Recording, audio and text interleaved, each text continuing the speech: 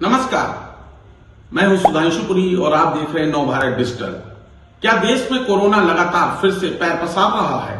क्या देश में कोरोना लगातार बढ़ रहा है? तो अगर इस सवाल का जवाब देखें तो हम कहेंगे हां। अगर हम बीते कई हफ्तों की बात करें तो कई ऐसे देश हैं जो कोरोना की चपेट में आ गए हैं, जिनके जो कई मामले हैं वो बीते कई हफ्तों से ज्यादा दर्ज किए गए हैं, जिसमें हांगकांग, सिंगापुर समेत कई ऐसे एशियाई देश हैं।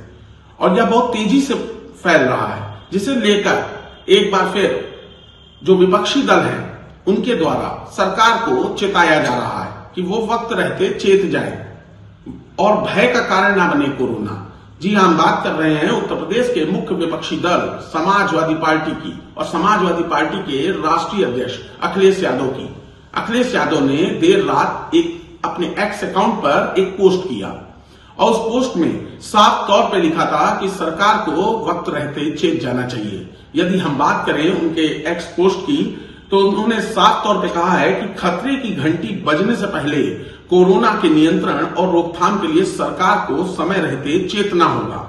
पिछली बार की तरह लापरवाही व बद इंतजामी चूक फिर से ना दोहराई जाए। तो कुल मिलाकर के जो पिछली बार की लापरवाही और बद इंतजामी जो कि अखिलेश यादव ने कहा, उन्होंने एक प्रश्न चिन्ह उठाया सरकार पर, योगी सरकार पर। इसके साथ ही साथ भाजपा की चूक अक्सर लोगों के लिए जानलेवा साबित होती है। यह एक बड़ी बात कही अखिलेश यादव ने।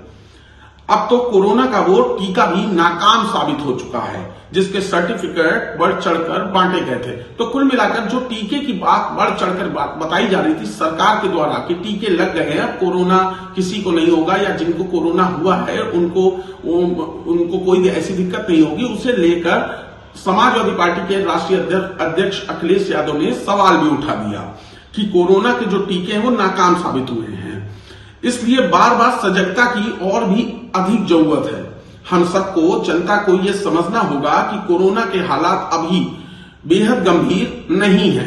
जैसा कि भारत में अभी गंभीर नहीं है, लेकिन धीमे धीमे वो पैर पसार रहा है। फिर भी इसके प्रति उपेक्षा ना बरती जाए, क्योंकि ऐसी बीमारियां रूप बदल कर आती हैं।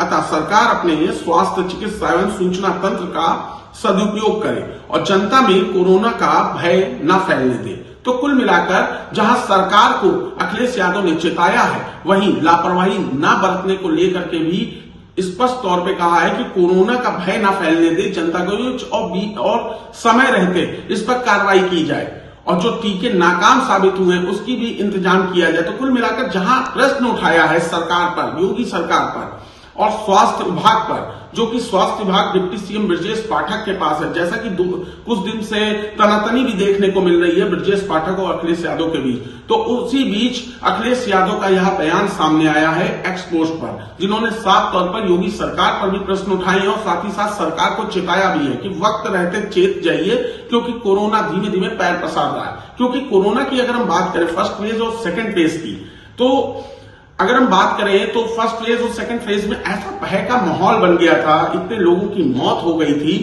जिसके बाद अब इस बार फिर अगर हम एशियाई देशों की बात करें तो लगातार कोरोना अपने पैर पसार रहा है, लगातार कोरोना बढ़ रहा है और ऐसे में भारत में कुछ मामले देखे जा रहे हैं। तो कहीं असर कहीं कुछ ज्यादा ना हो जाए, जिसे लेकर सरकार को वक्त रहते इंतजाम कर लेना चाहिए, जिसे लेकर मुख्य विपक्षी दल ने भी कल देर रात जो एक्स पर पोस्ट किया, उससे साफ तौर पर जाहिर हो रहा है कि वक्त रहते सरकार को चेतना जरूरी है इस कोरोना को लेकर।